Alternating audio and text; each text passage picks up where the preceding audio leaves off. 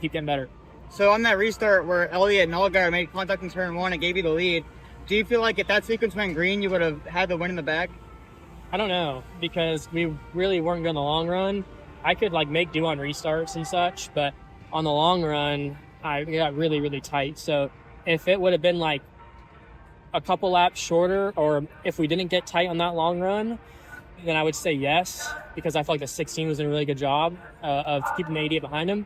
But once that caution came out, I knew it was heads up between me and 88 and had to find another gear. And then I was just thinking about any part of the corner I could just maximize better and try to just, suit up and show up for the last restart. And I really thought I had it, and then just felt like I couldn't enter the corner with the same speed as he could and still finish it. So I'm not sure if you're aware, but today you guys broke the series record for most cautions at this track. Do you feel like when you get a race with a lot of cautions like this, it kind of ruins your flow in your mind as a driver? Yes and no. I mean, it's a good question. Sometimes you have really long cautions when like there's speed dry down and such, and you kind of zone out, and you basically, and I personally like try to talk myself, all right, like that was that, and now I got to recenter, refocus, get my breathing right, and just kind of get back in the moment. It's easy to kind of leave the moment for a little bit.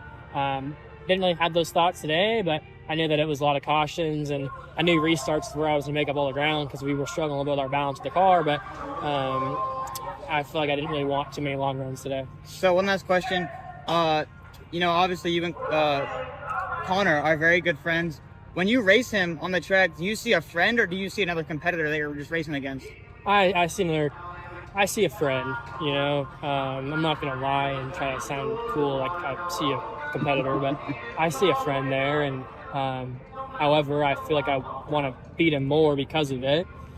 And I think it also helps because like me and him both know what our moves are and what we do and what we don't do and things like and what we're thinking and such. So I feel like it helps us, race even closer to each other and not make many mistakes and put on a really good show for the fans. And unfortunately, I was the bridesmaid today, but still have had a lot of awesome battles with Connor. And I noticed, when I was behind him there with 2 to go, I kind of caught a sniff of him, and he missed the tunnel turn. I started to catch back up to him, and I don't think I've ever been more focused in my life. And I was just in such a zone trying to get back to him because I don't want to go back home and every dinner this week have to hear that he beat me from himself. So unfortunately, I'm going to have to deal with that, bite the bullet. But, those guys did a great job, and JRM is very hard to beat right now. Thank you. How cool is it to see your friend win again? And his first race on an oval, too. Yeah, I think that at the end of the day, I'm a competitor before anything else. So it stings because I was the bridesmaid, but at the same time, life is more than just being a race car driver. At the end of the day, life is more beautiful than just that. And, how cool is it that, me and my best friend get to go race on the second biggest stage in America for wins at, one of my favorite racetracks. I'm sure it is his now.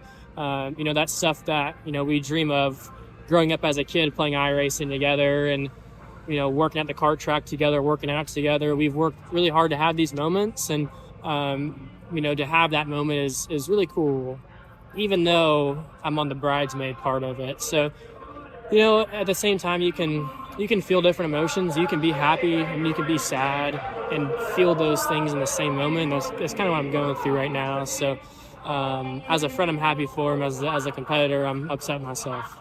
Thank you, Jesse. Jared Haas with Frontstretch.com.